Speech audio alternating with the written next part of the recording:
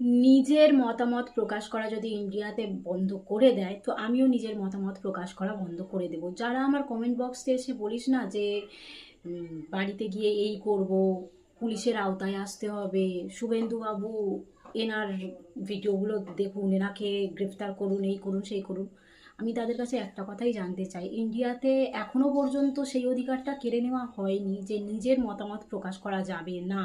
যেদিন কেড়ে নেওয়া হবে সেদিন থেকে আমি আমার মতামত দেওয়া বন্ধ করে দেব। আর আমি একা নয়, তোরা ছাড়া কিছু উদ্গান্ডু যারা হঠাৎ করে বিজেপি ভক্ত হয়ে গেছিস, তারা ছাড়া যারা সত্যিকারের বিজেপির সাপোর্টার, তারা উম, মানে কখনোই বলা যাবে না আমাদের বিরুদ্ধে এই কথাটা খুব একটা আমি তাদের মধ্যে বলতে শুনিনি। তারা তাদের মতন খারাপ কথা তৃণমূলের নামে, কংগ্রেসের নামে বলে গেছে।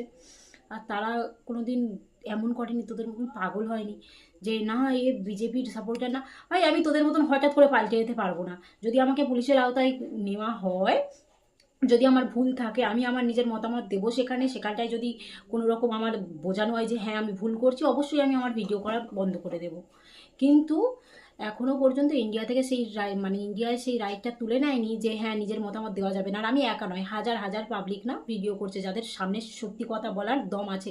তোরা যারা বলিস চটি চাটা তোরা হঠাৎ করে সরকার বদলানোর পর নিজেরাও বদলে গেছিস, ওই জিনিসটা পারি না আমি, বুঝেছিস? তো আমি আমার মতামত দেবো, যাদের পছন্দ হয় না তারা।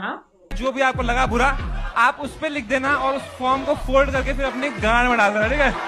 আর আমার যখন কোনো কিছু ভুল হবে, আমি যখন সাজা পাবো, আমি শুধরে যাব, অসুবিধা নেই। তবে ইন্ডিয়াতে সেই লটাও আসুক যে নিজের মতামত, নিজের কথা রাখা যাবে না, তাই না? সবাই রাখতে পারে নিজের মতামত। তোরা ভয় পাস তো তোদের চিন্তাটা তোরা কর, আমার চিন্তা তোদের করতে হবে না, বুঝেছিস?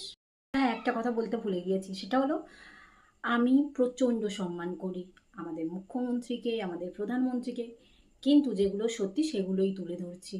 যেগুলো মনে হচ্ছে, যেগুলো আমার একার নয়, আরও হাজার হাজার ক্রিয়েটারের মনে হচ্ছে, তারাও তুলে ধরছে, আমি তেমনই নিজের মতামতগুলোই তুলে ধরছি। আর সম্মানের কথা বলছিস, আমি প্রচণ্ড সম্মান করি। আমি মানুষকে সম্মান করতে যথেষ্ট জানি।